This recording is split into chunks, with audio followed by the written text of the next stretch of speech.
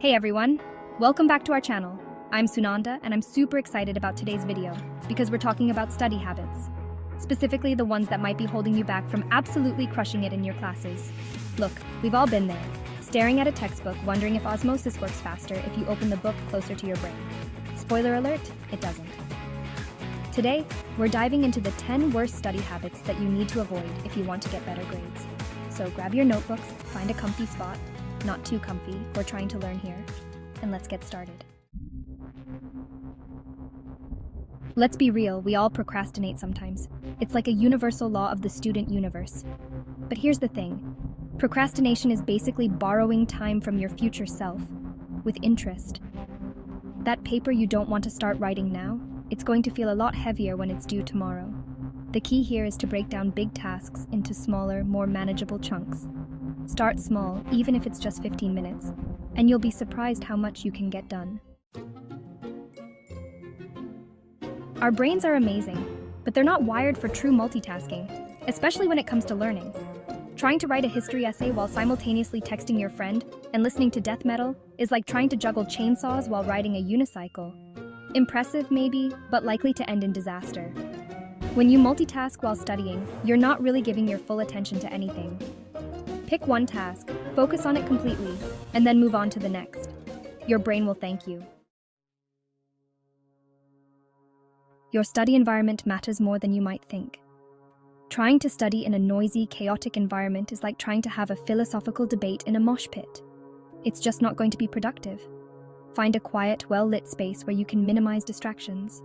And no, your bed doesn't count, unless you're studying the structural integrity of pillows, of course. Chapter 4. Brains need breaks too. Listen, your brain is like a muscle. It needs rest to function at its best. Studying for hours on end without a break is a recipe for burnout. Instead, try the Pomodoro Technique, 25 minutes of focused study, followed by a 5-minute break. Repeat. During your break, get up, move around, stretch, grab a snack. Your brain will be refreshed and ready to tackle the next challenge. Chapter 5. Cramming the study strategy. That's not so strategic. We've all been there. The night before a big exam, frantically trying to cram a semester's worth of information into our brains. But cramming is like trying to build a house of cards in a hurricane. It's just not going to hold up. Instead of cramming, try spaced repetition, reviewing material regularly over a longer period of time. It's like building a house brick by brick. It takes longer, but it's a lot more stable. Chapter 6. Sleep, the ultimate study hack. I know, in a world that glorifies pulling all-nighters, sleep can feel like a luxury. But here's the thing. Sleep is not a luxury, it's a necessity. When you don't get enough sleep, your cognitive function takes a nosedive. Aim for 7 to 9 hours of quality sleep every night. It's the best way to make sure your brain is firing on all cylinders when it's time to study. Chapter 7. Skipping class, the ultimate facepalm. Look, I get it. Sometimes those early morning classes can feel like an existential threat.